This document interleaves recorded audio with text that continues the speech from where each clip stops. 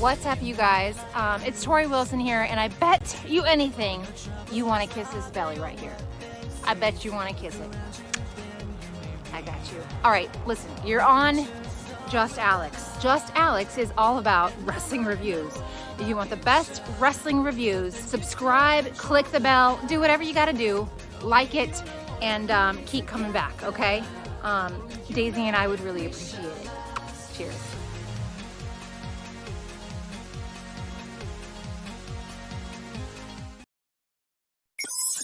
Initiating login sequence. Welcome to Alyx's world.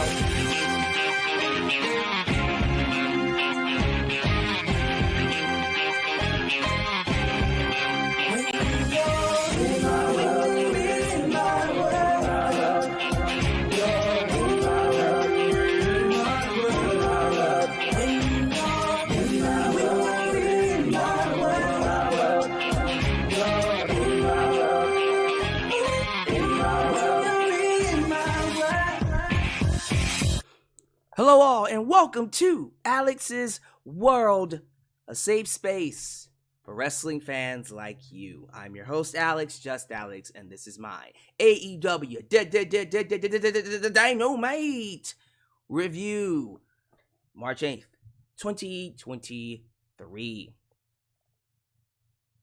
Gonna keep this one succinct, short and sweet, to the point.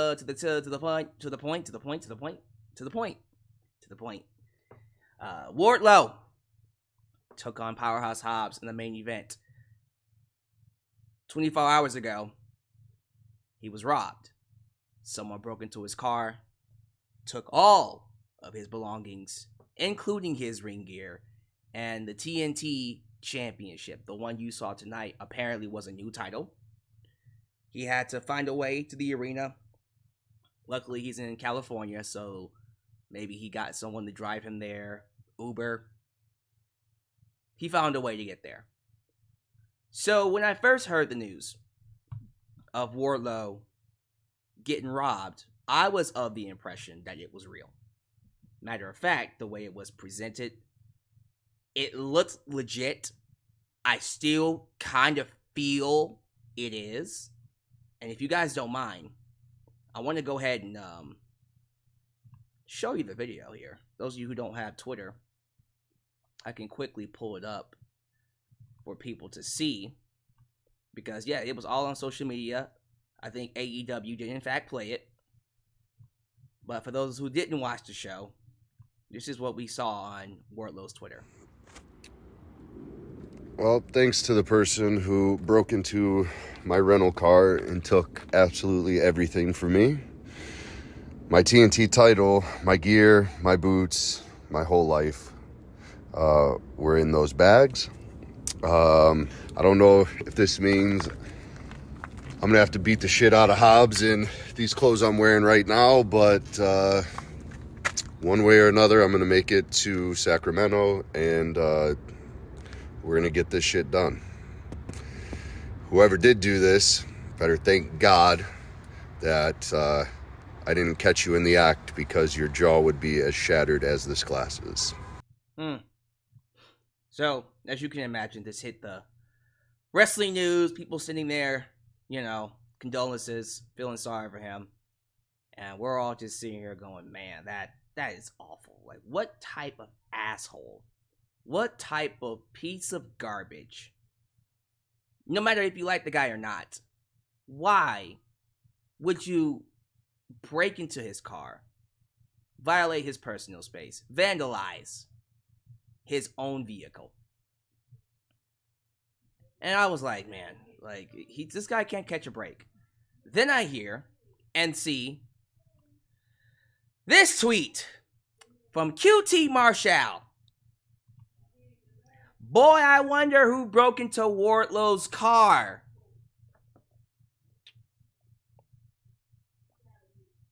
Are you kidding me?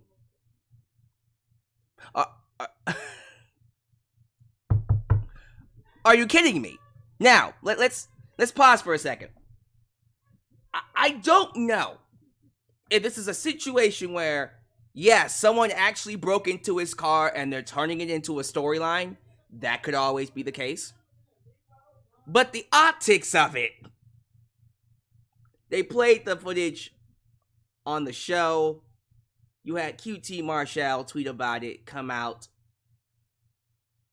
And they just so happened to make the main event a street fight. A Falls Count Anywhere match.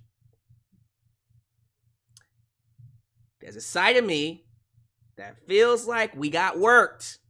We got that work. I think we got that work. Did we get worked? I think we got worked badly. Not saying that it didn't actually happen. For all we know, we don't know the details. Maybe he did get actually robbed and they're turning it into a storyline. But man, imagine if this whole thing was a work by Tony Khan. Really makes you think.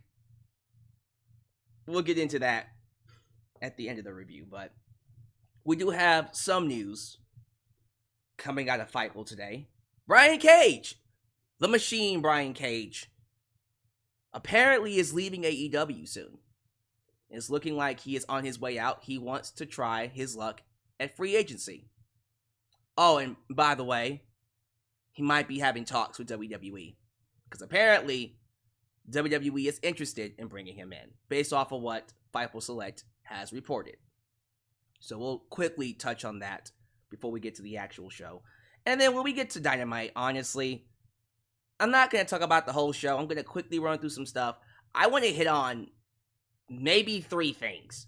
The Ruby Soho promo where she finally explains why Saraya and Toni Storm are doing what they're doing, what the premise of the AEW Outsiders is, and I thought the promo was excellent. The BCC, the Blackpool Combat Club, John Moxley, Claudio, and Wheeler Yuta officially turn heel. Thank God. Now, I personally believe they've been heels for a while now, but fans have been doing the whole, well, they're not really heels, they're just, nah, they're heels. Based off of what we saw tonight, legit bad guys. And then, of course, we have a new TNT champ. Poor Wardlow. Got his car broken into. I'm going to assume that's real and not scripted. And then loses the championship just 3 days after winning it. This guy can't catch a break. He really can't catch a break. But that's what we'll talk about. Then I'll go to you guys to get your thoughts on what you thought about the show tonight. And if I see anything else, if I think about anything else, we'll hit on that. But without question, one of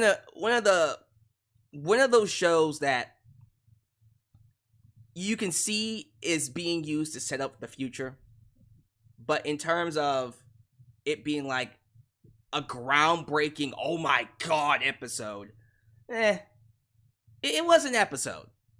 It wasn't terrible. There were some things that worked. There were some things that were questionable. And then there were some things that were like, I'm just kind of there.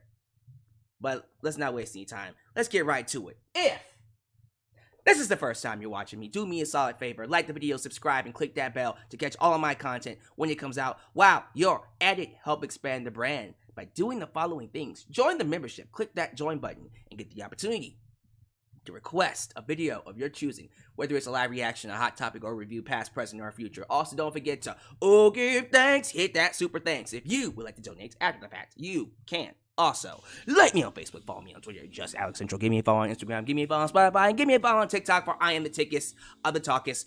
Donate using PayPal, Patreon, Cashapp, VENMO, and Super Chats are officially on. You can donate at any point in time during the broadcast. To get your thoughts played live on the air, email me at justalexsworld@gmail.com for business inquiries, just to say hi, and please get yourself a t-shirt today, Pro Wrestling Tees and Teespring. Get your old school The Last Man t-shirt, get your new school Alyx World t-shirt, but most importantly, get you a blonde hair, blue eyes, apple pie.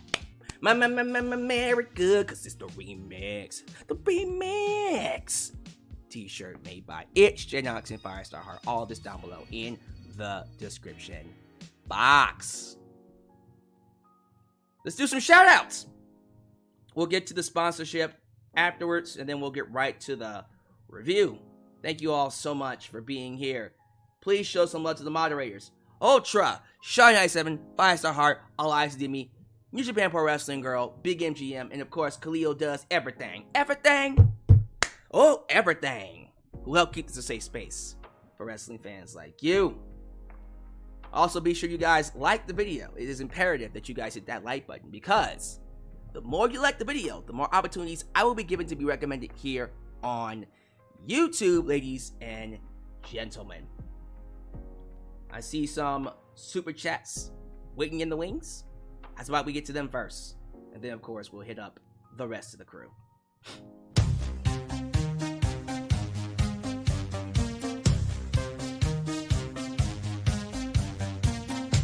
Moxley, the king of no cells.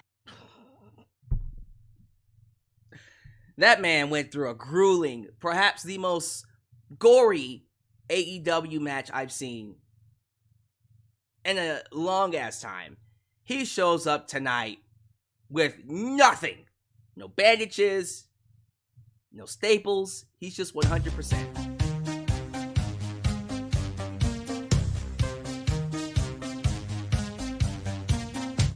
Punk was right about Paige.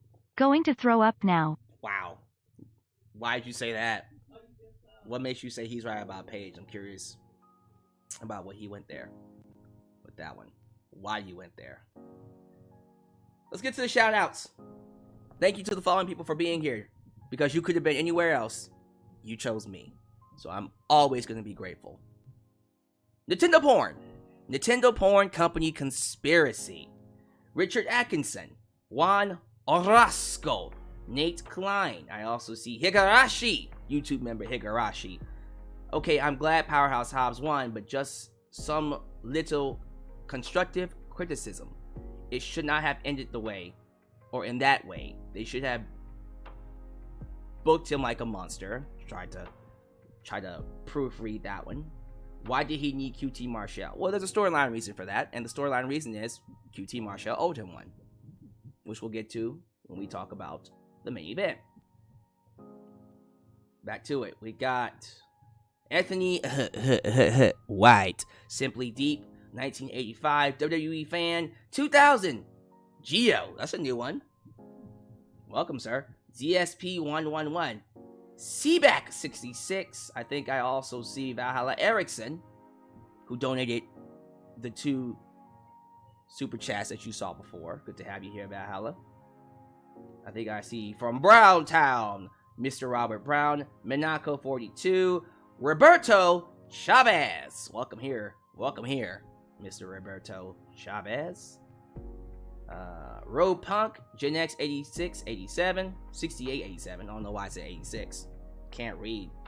Dyslexic for some reason. Big Gusta, Via Milanino, Phantasmo, and the last one's gonna go to Omar Feliciano. Welcome everybody. Thank you for making me a part of your day. For real, get them likes up. The more you like the video, the more chances I'll be recommended. I'll be given to be recommended here on YouTube. One last thing. Today's sponsor, ladies and gentlemen. Today's sponsor is Amazon Music Unlimited. One of the premier services for music, to download your music to listen to on the go. How's about we get a quick word from that sponsor before we get to the review?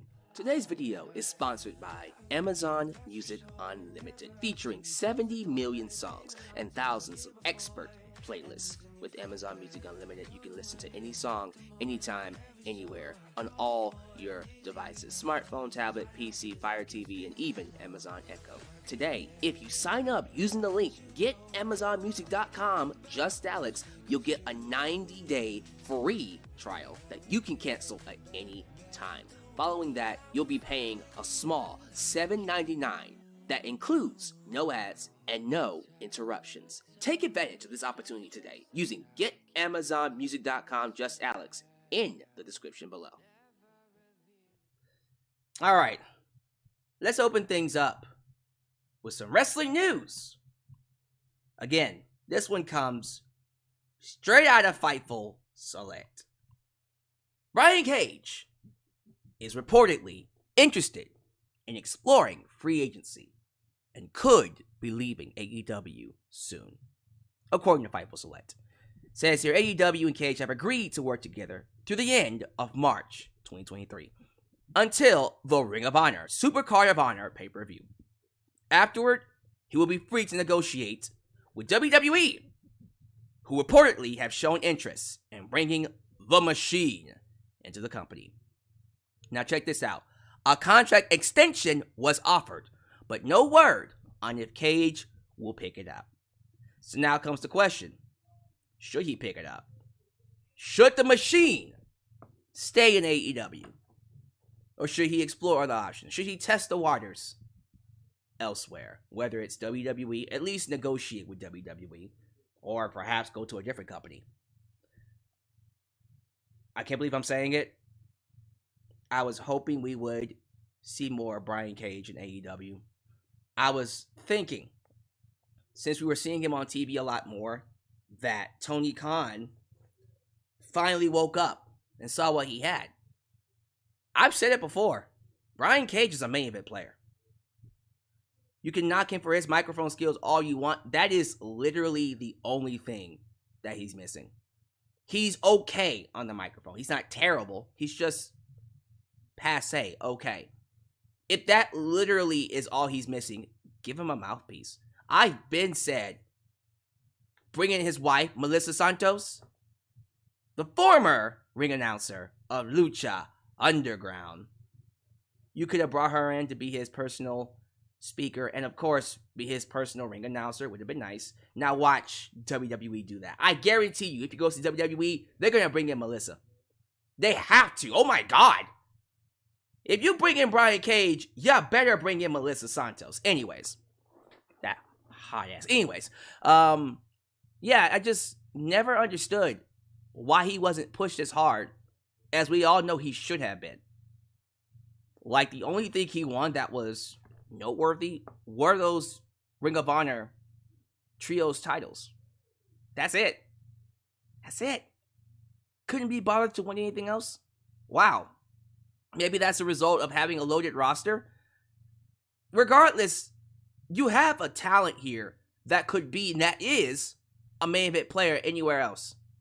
And Tony Khan never pushed him like it. So, I hate to say it, but yeah, I think it is time for Brian Cage to explore other options. It's clear that AEW is never going to use him as a main event player. Look, the guy he ain't getting any younger. He's in the prime of his life.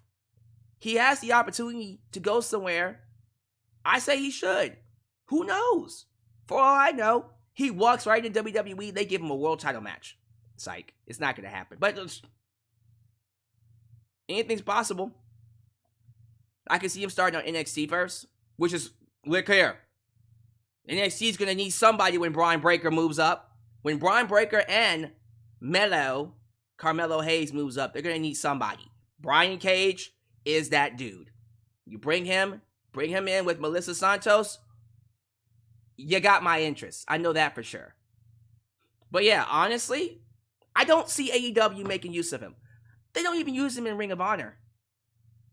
So instead of just letting him sit back there and collect dust, use him while we can in WWE. So if he's able to get out of his contract and go negotiate with Triple H, go for it. Go for it, my dude. Now, the only downside, real talk, is the fact that we don't know what WWE is going to look like in the next 3 months. We don't. I still think Vince McMahon is still trying to get back in control of creative, and more than likely will. I'm just calling it now because I know a lot of you don't think it's going to happen. It's going to happen. One time, one way or another, until he's forced out. Unless he's forced out, he will get back in charge of the show, one way or another. It's just, for me, this is just how I feel about it. I just worry that someone like Cage will be brought in by Triple H, and he will get a strong push, then Vince gets in charge, and then he's cut because he can't talk. You already know it. Once Vince is in charge, that's it for Brian Cage. Because he can't talk. He's not what you call the most electrifying man in sports entertainment. He's just really good inside the ring, and he looks like he can kick your ass. Which would be an upside for him if Vince was in charge. But it's never going to be someone, he's never going to be someone that Vince looks at and goes, that's my guy. With Triple H, who knows? The sky's the limit. So that's the only reason why I would be hesitant for Brian Cage to go to WWE. Outside of that, man, why not? Why not? Give it a shot. Who knows, man? The only thing that's going to stop him from being successful really is him, if I'm being completely honest with you. So, I personally think, as his unofficial advisor, if you feel like you're being misused, if you feel like you're not reaching your fullest potential, yeah, just leave. I know they gave him a contract extension, but what's he going to do? You're going to have him stay so that he can, collect more dust? Nah, look. Here's the only reason why he should stay. Because even if Vince McMahon takes over WWE, which is a strong possibility, he can still go somewhere else and be treated like a main event player. The only reason why he should stay, honest to God, is if Tony Khan promises him a main event push. That's it. If he doesn't get that main event push, oh well. It was nice doing business with you, Tony. I'm going to WWE. Nothing personal. Tony Khan does not see him as a main event player. And that's okay. But Cage is a main event player, and he needs to go where he's viewed that way. Deficiencies and all. So, that's my thoughts on that. People in the live chat are saying, even if Vince was in charge, Vince would still push him because he's a big guy. You might have a point. I mean, think about Keith Lee, though. Keith Lee is probably one of the biggest men he's ever gotten, and look at how badly he pushed him. So don't just assume that because he's big, that he's going to be given the world. You cannot trust Vince McMahon. You just can't. Moving on. Getting into the Dynamite. I'm going to quickly run through some stuff that I thought was meh to okay. So they opened up with the final defense of the All-Atlantic Championship. So, Orange Cassidy defeated Jay Lethal in a pretty good match. The match was good. I think they've had 3 matches already. This is the third of their series. Jay beat Orange in their first encounter. Orange beat Jay in their second. And now Orange wins the third one. That completes the trilogy. Good trilogy. I'm not going to be talking about this for the rest of my life, but it was a solid performance. And then afterwards, Jay Lethal exits the ring to distract Orange Cassidy for Jeff freaking Jarrett.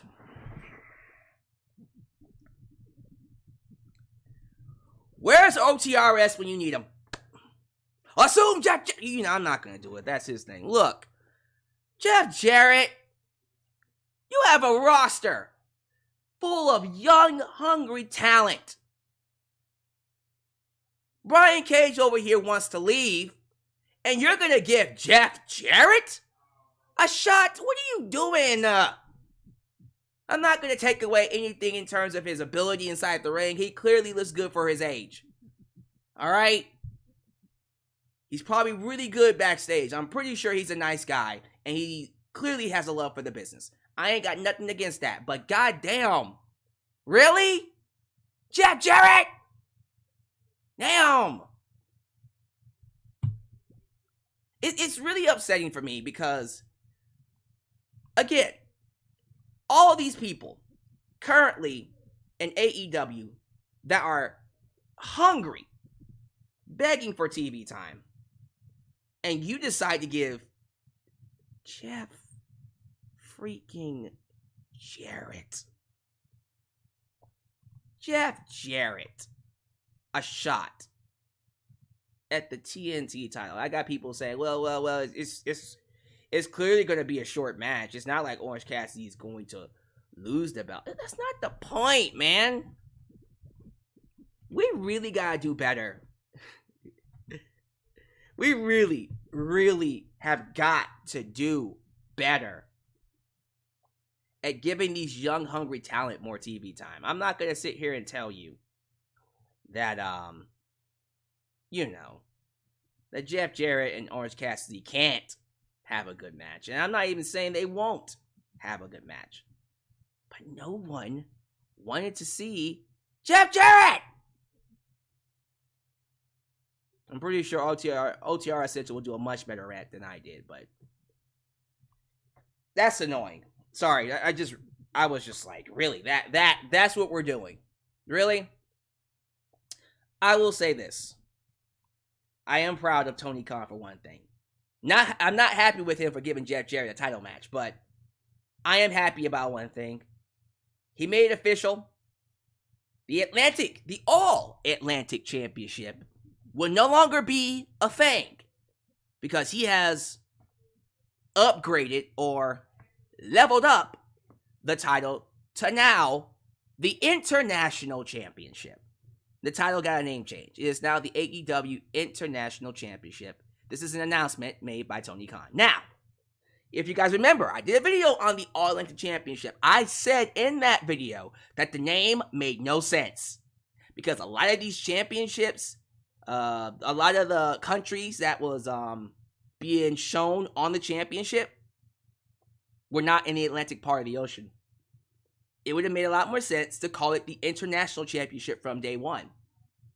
So I don't know why he did it. I know he wanted to give some love to, Mid-South, the Mid-South territories. But no, it made no sense to call it the All-Atlantic Championship. But here, he fixed it. It is now the International Championship. Sounds good to me. I'm not gonna lie, this feels like the secondary belt. Although the TNT title should be, it don't. I'm sorry. The title, the TNT title, I think has changed hands, 5 times in the last 3 months? Maybe 5 times in the last 4 months. Because it's like, okay, Wardlow had the title, and then Joe won it, and then Darby won it, and then Joe won it, and now Wardlow won it again, and now Powerhouse Hobbs is the new TNT title. So it doesn't feel as prestige as the International Championship does. Because I feel like Pac and Orange Cassidy have been better champions than any of the last few TNT champs. As much as I love Samoa Joe and Darby Allin and Wardlow, I had no issues with Powerhouse Hobbs either. The booking of that TNT title has not been good. Sorry, I hate to say it, but it's true. The booking of the TNT title has not been all that great in the last year. Ever since Cody left, it has not been great.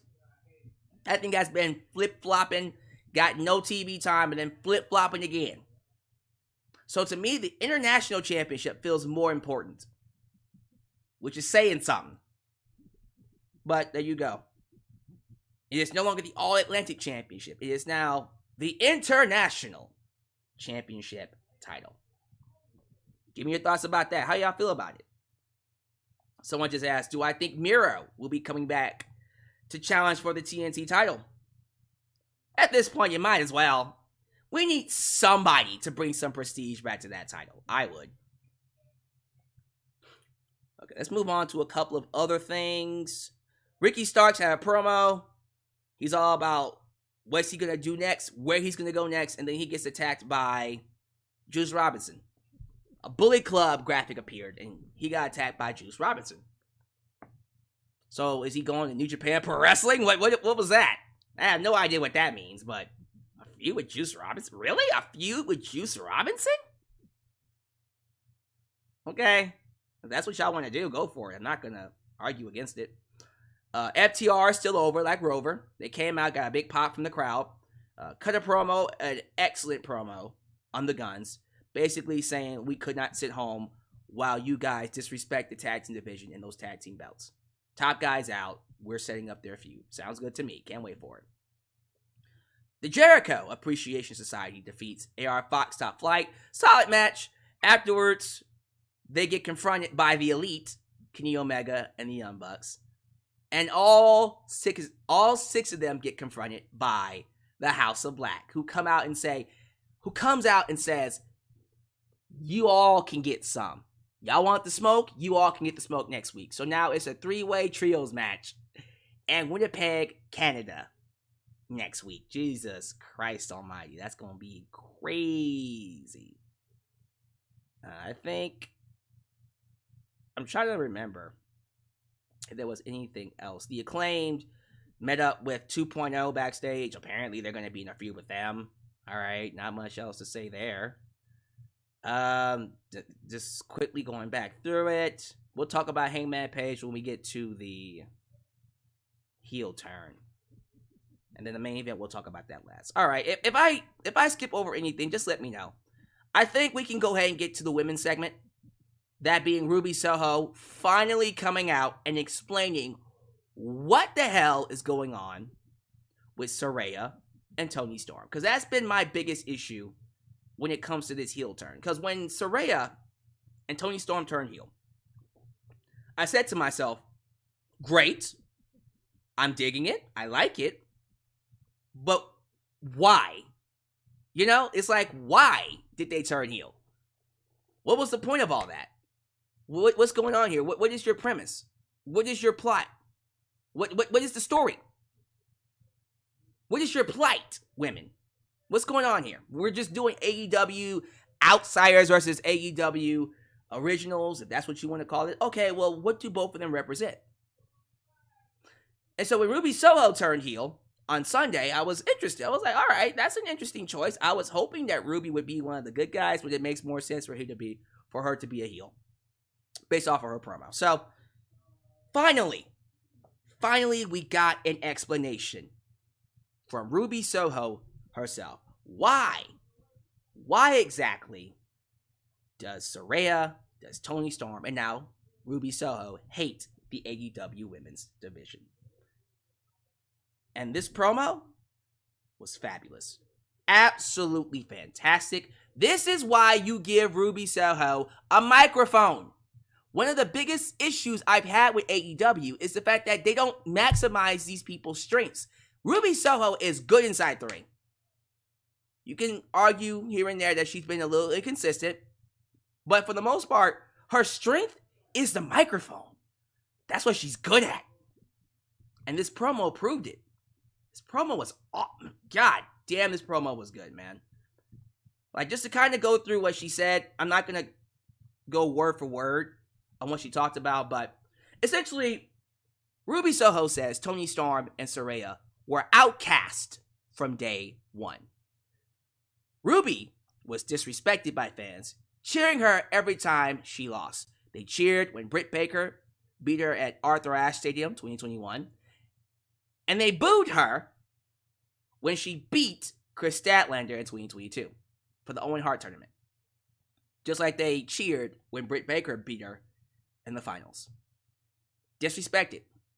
She mentions Toni Storm not getting respect as AEW Women's Champion. Instead, she was called the interim champ.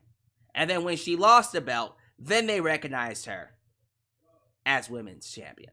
But when she was champ, she got no respect. She mentioned Saraya being cleared to wrestle again. After being told she would never wrestle again, she wrestles again. She gets cleared despite what everyone was saying. And then fans crap on her. The match against Britt Baker, remember the match at Full Gear? People crapped on that match. I thought the match was great. But a lot of people said she was slow and it was boring and she doesn't have it anymore. That sucks to hear after being out of the ring for what seems like 6, 7 years?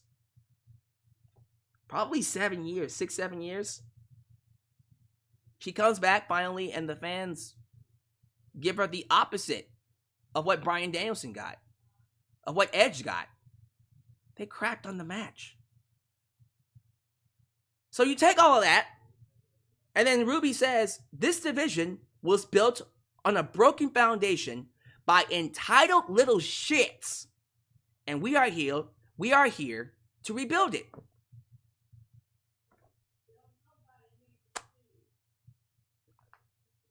Like, why are they heels again? You know what I mean? Like, I love this. This is an awesome explanation because it comes from real life. It comes from a place that's more ambiguous, you know, ambiguity. A place where there is no good or bad.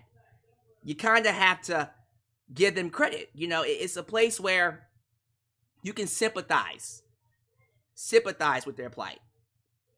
You know what I mean? Man, it's just such a good story. Yeah, I'm digging it. We finally have some legs to the storyline. We now know why Saraya, Ruby Soho, and Toni Storm are acting the way that they're acting. Because they got no respect. They don't feel respected. They came into AEW to help the women's division, and instead, what they got was a kick in the ass. Come on, man. That's a great story. That's a great story. You can sympathize with where they're coming from. Empathize, sympathize. You know, that whole thing of you coming in to help make something better, and then the people who are there don't appreciate you being there because you get more TV time, you get more attention than they do. Yeah. Easy storyline. I can get behind that. Now, why that makes them heels, I don't know, but okay. Hey, it was a great explanation. Ruby Soho did an excellent job, did an excellent promo establishing that. And then she had a match with Sky Blue where she absolutely beat the fuck out of her. And then, of course, you had Saraya and Toni Storm come out. And after beating Sky Blue, they tried to do the whole L spray paint, which is, I don't know how I feel about that. I might grow into it. I think that's kind of lame. But you see Willow Nightingale come out. And instead of attacking Ruby, Willow's like, look, we get it. Okay? I understand how you feel. We get why you feel this way. We love you, Ruby. You know, there's that side of me that thinks Ruby might turn babyface at the end of all this. Maybe. But them trying to sympathize with her, you get it. You understand it. That's why Willow is like, yeah, look, I get where you're coming from, man, but it's not that deep. It is. It's very deep. And so Ruby ends up attacking Willow with Saraya and Toni Storm and laying her out too. We got some legs. The storyline is cooking now.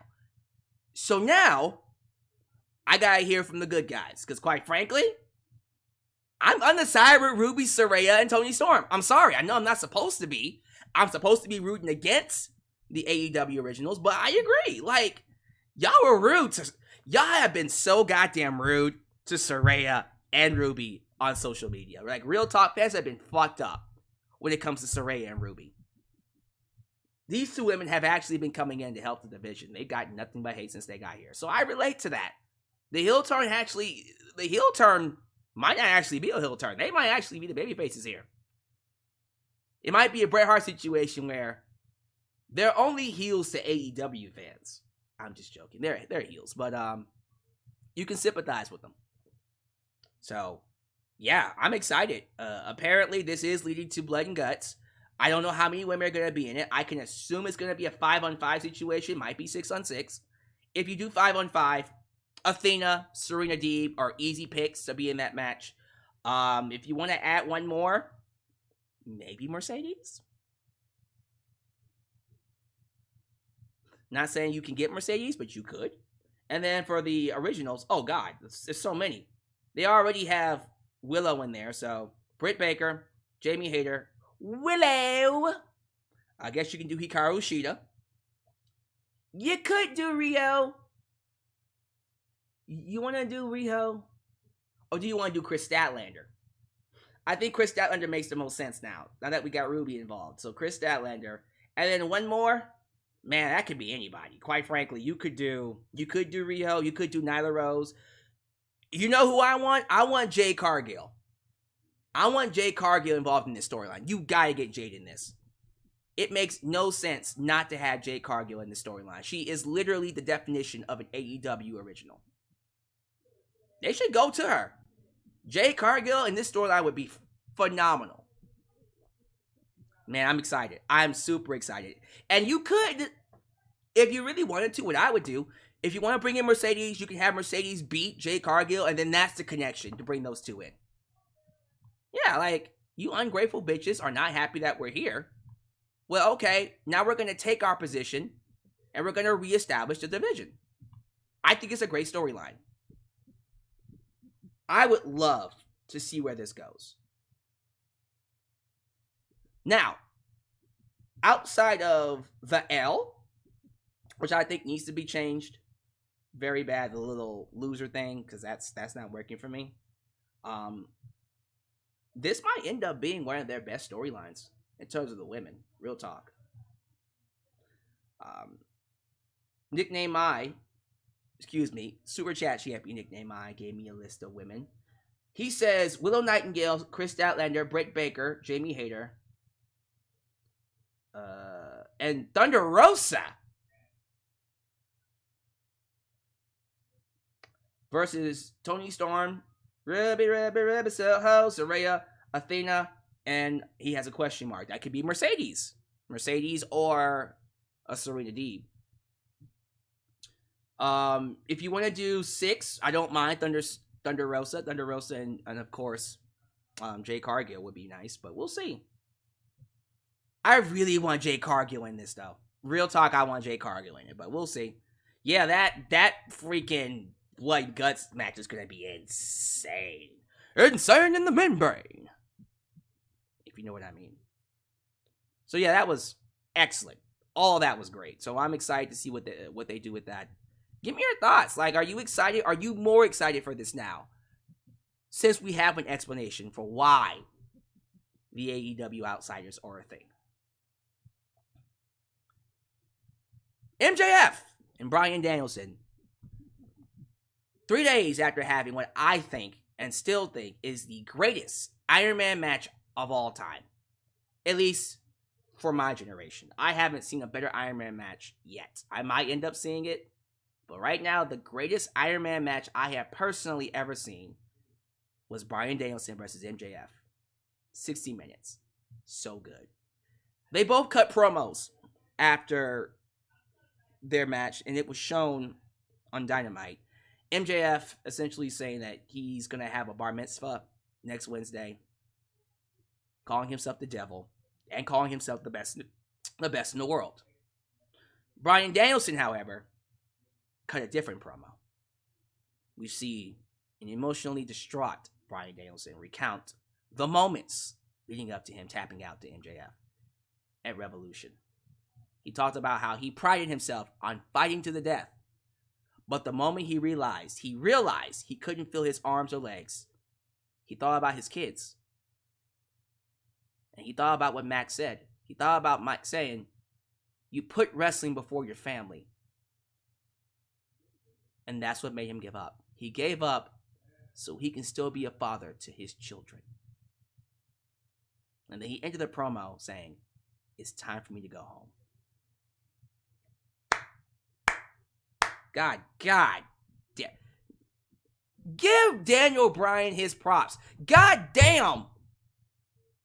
Everyone keeps sleeping on this guy when it comes to promos.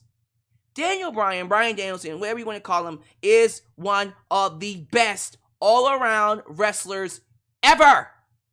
When it's all said and done and he retires, he is going in my top 50 greatest of all. He's already there. He might be in my top 20 by the end of it. Quite frankly, he should be in my top 20. He is one of the all-time greats. Bryan Danielson has done it all, man. When it's all said and done, he's ready to retire. I do think Bryan Danielson should be heralded as one of the greats, the all-time greats. Man, that was an emotional promo. He's going to be a babyface until he retires. That was excellent. Such an excellent promo, dude. Sorry, I just had to talk about that. That was so emotional. I don't know what that's going to lead, but I'm assuming that's going to lead to him separating from the BCC. Speaking of the BCC, I think it's time we stop kidding around and just admit that they're heels now. So, Jon Moxley and Claudio took on the Dark Order Well, John Silver and Alex Reynolds, to be more specific. And as you can imagine, there was some back and forth, but ultimately the BCC won. Because it's two former world champs. Well, a world champ, and then a former world champ. And then afterwards, Jon Moxley said, I ain't done. And proceeds to choke out Alex Reynolds post-match. And then John Silver tries to help him. And then he gets his ass knocked out by Wheeler Yuta and, of course, Claudio. Now, earlier on in the show, we see Hangman Page talking to Renee Paquette. And Renee asks him, are you finally done? Are you finally done fighting Jon Moxley? And Page said, I'm finished with Jon Moxley, but is he finished with me? Well, he lied. Because he came out during this to save his friends. And then he gets attacked by the BCC. So we're far from done with Jon Moxley and Hangman Page. But yeah, the post says it. Can we admit that the BCC are now heels? Because everybody and their mamas for weeks, probably months now, have been telling me Jon Moxley's not a heel. Jon Moxley's not a heel. He's not a heel. It's not a heel. He's a tweener. Come on. Jon Moxley, he's a tweener. What are you talking about? What you talking about, Willis? Man, I've been telling y'all he was a heel for the longest time. It's just now people are finally coming to the conclusion. All right, he is a heel. We see it now. He's been a heel. He's been a heel. But now it's official. So, we're continuing the feud with the Dark Order taking on the BCC. Let's see where that goes. Finally, we get to the main event. Powerhouse Hobbs taking on Wardlow. 24 hours after he had his car broken into. And I'm starting to think that's a work. The more I think about it, when QT Marshall put out that tweet saying, I wonder who broke into your car. That was all I needed to see. Again, I'm not going to sit here and assume he didn't get robbed. Because who knows? They could have easily turned it into a storyline. He actually did get robbed, and then they're making it a storyline. But, why would you say that? Look at it. I wonder who broke into Wardlow's car. Bruh. If this whole thing ends up being a storyline, I can't trust these mofos no more. So, the match was a fun brawl. Balls count anywhere. They were breaking up cars, breaking things backstage.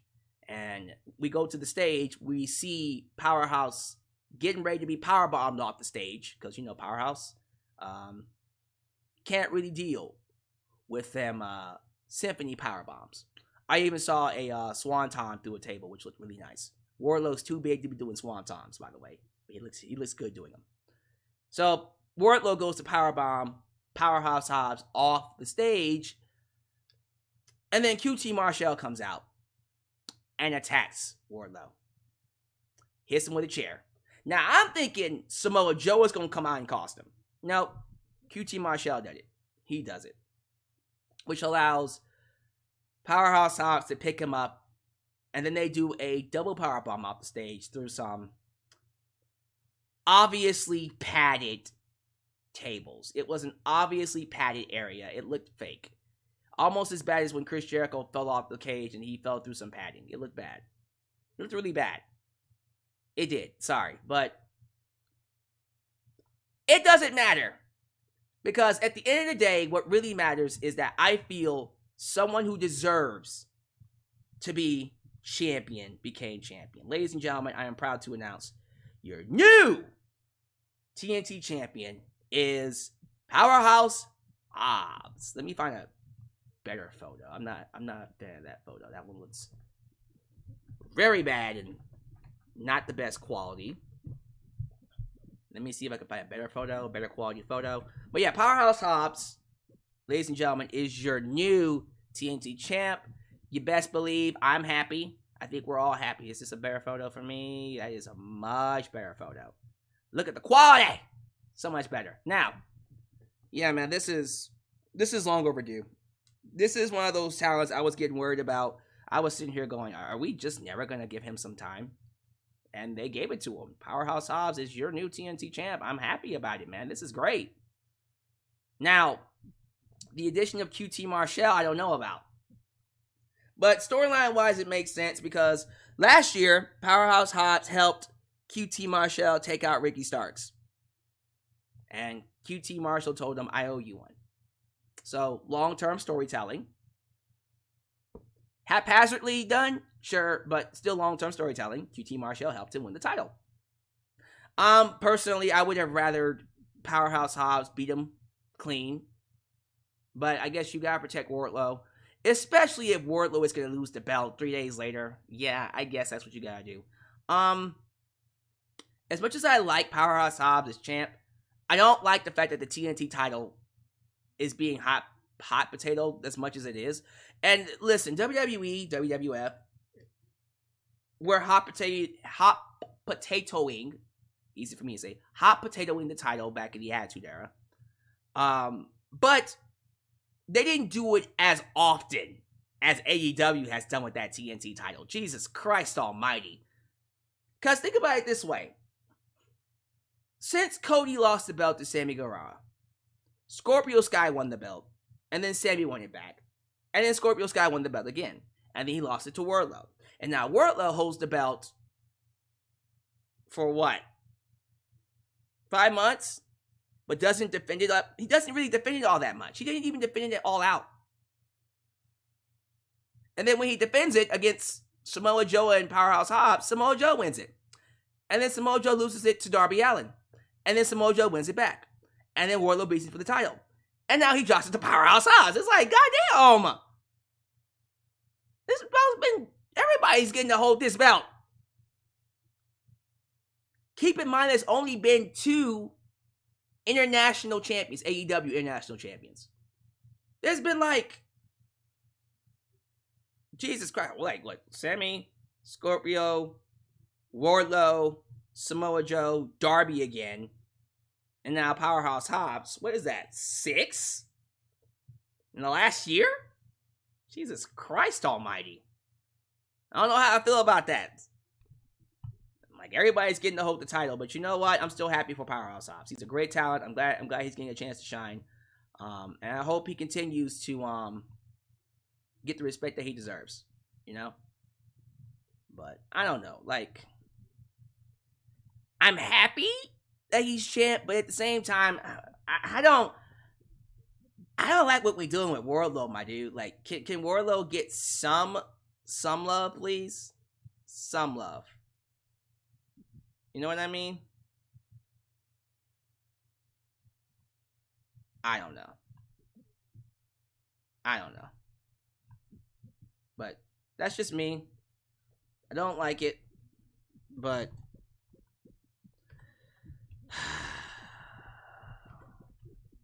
you know, it's just one of those things where take what you can get. I'm not gonna bitch too much about it. I'm happy that you know, Powerhouse Hobbs is getting his love. He should be. He's a great talent.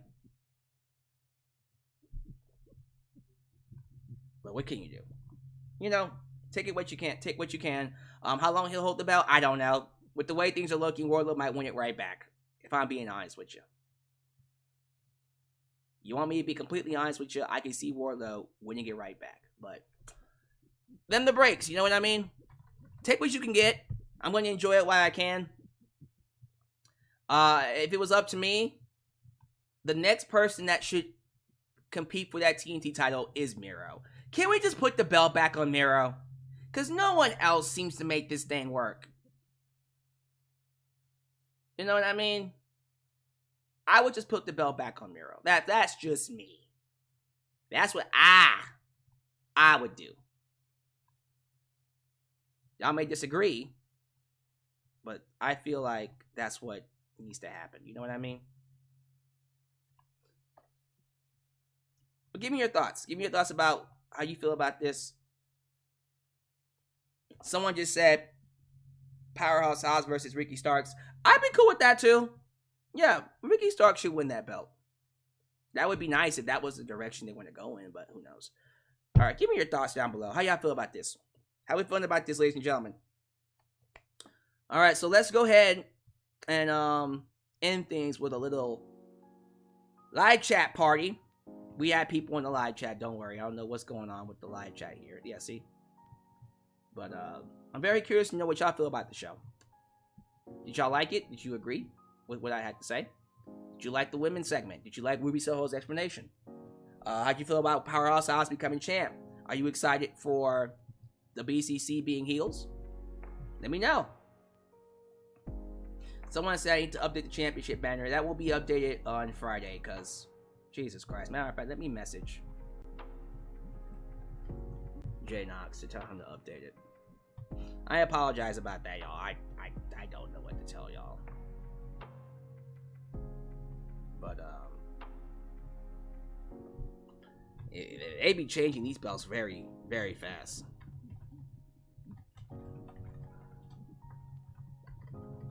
TNT title champion. You send an updated Friday. Alright, that's what's gonna do it.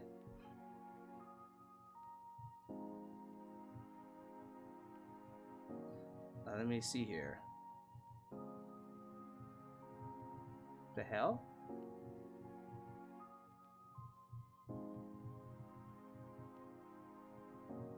Oh, okay. Sorry, I just saw a tweet from Sean Ross Sapp saying Saray. Oh, Saray, not Saraya. Hold on. Wardlow should be the guy to beat MJF. Probably Eddie Kingston, but yeah, Wardlow would be okay too. I'm not against that. So I saw a tweet that almost said Saraya's leaving WWE, and I went, Saraya? It's Saray. That the Japanese wrestler is Saray. Saray? Yeah, they did not use her properly at all. They did not use her properly at all. That's pretty bad. I agree with that. Honestly, yeah, she should leave. You go ahead and get your butt out of there. Alright, but yeah, let me get to this live chat here. What y'all talking about? Yeah, Saray is leaving. Saray is leaving WWE. Why am I not using the green screen? Because it takes a long time to set up, and I'm still working out some kinks for a background. For the record, I have to adjust the camera a lot when I'm setting up the green screen, and it takes a lot of time, so I would rather just wait until I have a better setup, or I can figure one out. But the green screen will be back for pay-per-views and important shows, trust me. I will use it again in the future, especially when I'm recording videos. I do hope this is the year for Powerhouse Hobbs to get a lengthy run and good storytelling. Maybe have Ricky Starks dethrone Hobbs at the All Out. Yeah, I do think Ricky Starks should hold the title, and that should be the title he holds. So that would be nice.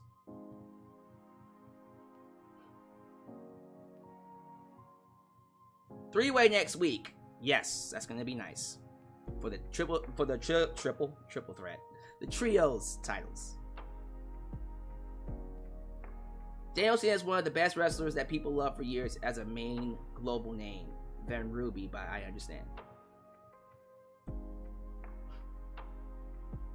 Valhalla Erickson, how are they heels? Exactly. I'm still trying to figure out how Ruby, Saraya, and Toni Storm are the heels here. I'm just saying. Sky Blue just looks good and loses. Sky Blue is great. We need Mercedes, I keep saying Monet. Mercedes Monet now. She comes. She doesn't, we're still good. But I would love for her to be a part of the Blood and Guts match. I'm pretty sure she would love to as well. Athena has the perfect setup of joining the heels as well, as she's been neglected so far. Oh yeah. They should definitely get freaking Athena in there.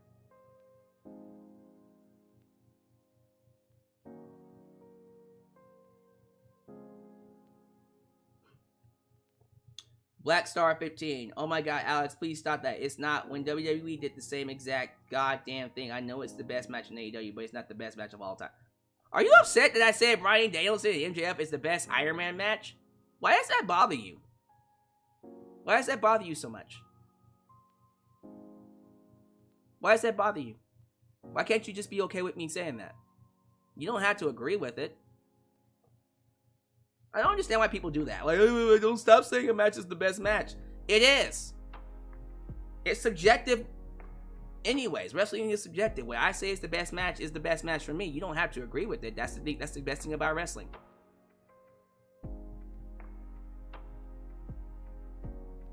Why do people get so bent out of shape over people's opinions, man? I don't get it. Valhalla Erickson, the Iron Man match is the best modern wrestling match I have ever seen.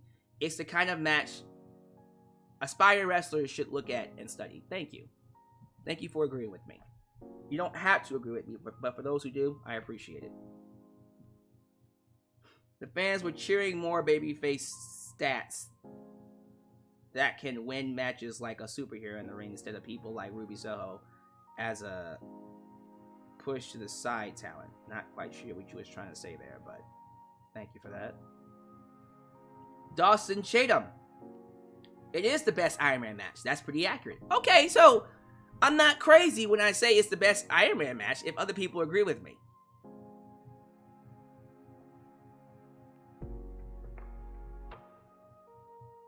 Anthony White says the Iron Man match is, I dare say, better than the ones we've seen in WWE. And that's a lot. That's saying a lot, since I like them all. It's an opinion, man. It's an opinion. Thank you guys for being here. As you file out, do all the YouTube things, like the video, subscribe, and click that bell. Catch all my content when it comes out. Follow me on social media, Facebook, Twitter, Instagram, TikTok, Tickets of the Talkist. Donate using PayPal, Patreon, Cashapp, and Venmo. Friday. I'll be up here Friday for my SmackDown review. And then we'll do it for 2 more weeks until WrestleMania. We don't got Double or Nothing until like, when is it? At the end of May? Yeah, so almost 3 months away. 2 months plus, I guess. We got a long ways away to get there. But I am excited to see what is in store for AEW in the next few months. So let's see what happens. I'll be up here to talk about it every week, and hopefully you guys will be here to hear me talk about it. So thank you guys. Thank you for making me a part of your day. As always, you are welcome here in Alex's World, a safe space for wrestling fans like you. I'll catch you guys next time. Peace.